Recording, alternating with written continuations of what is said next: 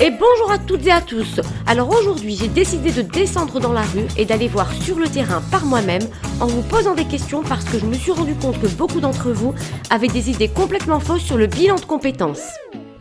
C'est parti, micro en main et je pars à votre rencontre.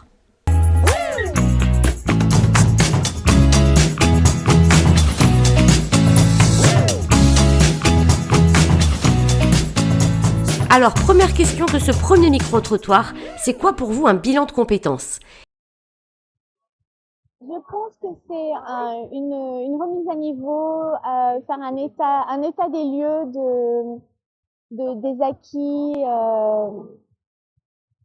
sur des acquis gagnés pendant X années dans une boîte ou sur toute une carrière, sur tout un parcours professionnel et savoir vraiment où il pourrait y avoir des lacunes, où on pourrait s'améliorer, voire même trouver le courage d'explorer d'autres qualités professionnelles qui sont enfouies en nous et que on n'est pas forcément stimulé pour les exploiter, les découvrir, ou même des envies peut-être de se dire bah non finalement la compta c'est pas pour moi.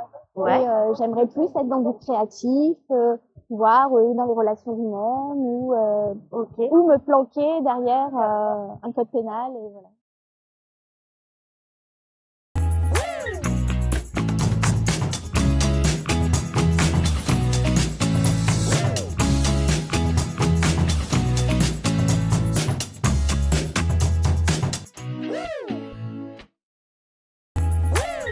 Prochaine question, à votre avis, combien de temps dure un bilan de compétences ? Peut-être 6 mois. 6 mois ? Un an. Non. D'accord. Je ne Alors, sais pas. en vrai, c'est entre 2 mois et demi et 3 mois maximum.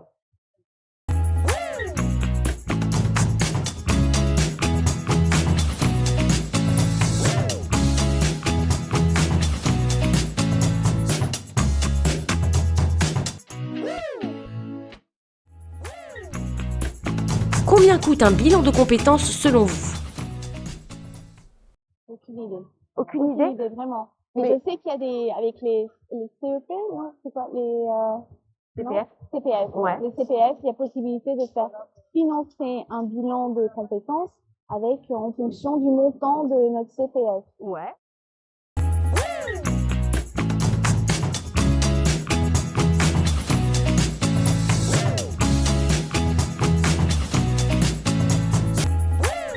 Que fait-on durant un rendez-vous de bilan de compétences ? À votre avis, qu'est-ce qui se passe ? Comment ça se passe ? Je pense que c'est beaucoup de la conversation, expliquer d'où on vient, les études qu'on a faites, notre parcours professionnel et voir les différents types de carrières parcourues et ensuite voir ce qui est offert à nous en fonction peut-être de nos envies. Et donc, ça serait des rendez-vous d'échange, Oui. de discussion et de découverte.